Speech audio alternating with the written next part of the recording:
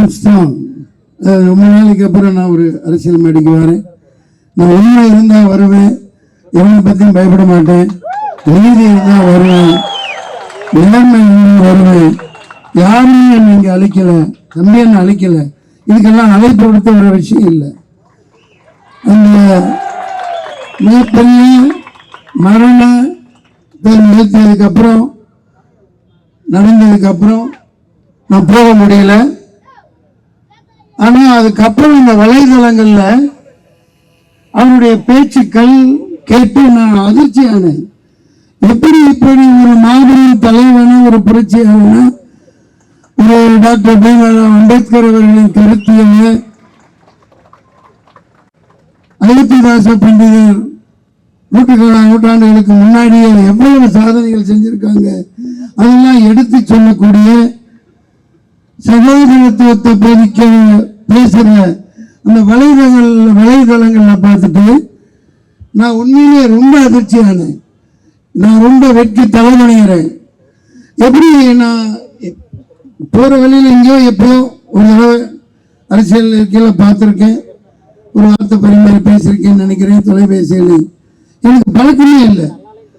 இப்படி ஒரு உண்மையான கருத்துக்களை எடுத்துக்கிட்டு எல்லாத்துக்கும் இந்த ஆளுங்கட்சியினருக்கு தொடர்ந்து உங்களை வாக்கு வங்கிகளா பயன்படுத்திக்கிட்டு இருக்கிற கைநீத்தனத்தை எடுத்து சொல்லி மிக பயங்கரமான உண்மையான நிலையில கொண்டு வந்துட்டு இருந்த ஒருத்தர திட்டமிட்டத்தில் அரசியல் படுகொலை இது நடத்தப்பட்டிருக்குங்கிறது ரொம்ப உண்மையா தெரியுது, வெளிப்படையா தெரியுது. நான் ரொம்ப என்ன பேசுறதுன்னு எனக்கு தெரியல. அப்படி ஒரு சிறந்த மாமனிதரா பாருங்க, அந்த போட்டோவை பாருங்க, அப்படியே ஒரு பச்சை குழந்தை மாதிரி சிரிச்சுக்கிட்டு ரொம்ப ஒரு அழகு. இன்னைக்கு எனக்கு எப்படி இழந்துட்டோம், இவ்வளவு பெரிய ஒரு கொடுமைக்கு எவ்வளவு வெட்டணும்னு எப்படி மனசு வந்ததுன்னு தெரியல. நான் ஒரே ஒரு விஷயத்தை வெளிப்படையா சொல்றேன், எல்லா ஊடகங்களும் நோட் பண்ணிக்கோங்க. அவர் கொலைபாதகங்கள்ல சில தப்பான இதுல ஈடுபட்டவராக இருந்திருந்தா இயக்க சார்பா இயக்கத்தை வளர்க்கறதுக்காக எப்பவுமே தோழர்கள் இருந்திருக்கலாம். ஆனா குறிப்பிட்ட நாள் யாருமே இல்லையே, ஒரு பக்கத்துல 2-3 பேருக்கு மேல இல்லையே. அவர் அந்த குறிப்பிட்ட நாள் தப்பு பண்ணியிருந்தா ஒரு 40-50 பேர் சுத்தியில் இருந்திருக்கணும். இதெல்லாம் கேட்க மாட்டேங்கிறீங்க. ரொம்ப சாதாரணமாக இருந்திருக்காரு. ஒரு 2-3 பேர் கூட இருந்திருக்க மாட்டாங்க. இல்ல ஒரு கட்டணம் கட்டுறாரு, நானும் கட்டுறேன்னா யாருக்கு போய் பார்க்கறாங்க. இந்த அடிப்படையில் ரொம்ப எளிமையா இருந்திருக்காரு.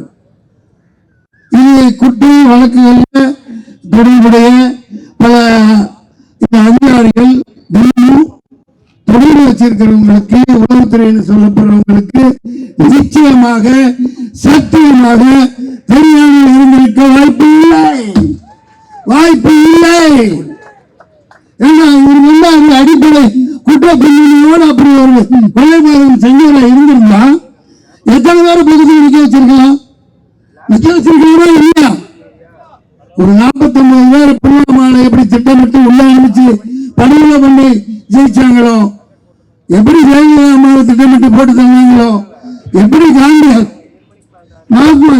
போட்டு தந்தாங்களோ, அப்படி படுகொலை இவர் மீண்டும் நிச்சயமா அரசியல் தமிழகத்தில் மாற்றிருப்பார், ஆண்டு தரப்பை மாற்றிருப்பார். இருந்திருந்தா இல்ல இப்ப மாற்றுவார், மாற்றுவார். எவ்வளவு இருக்க முடியாது. ஒரே ஒரு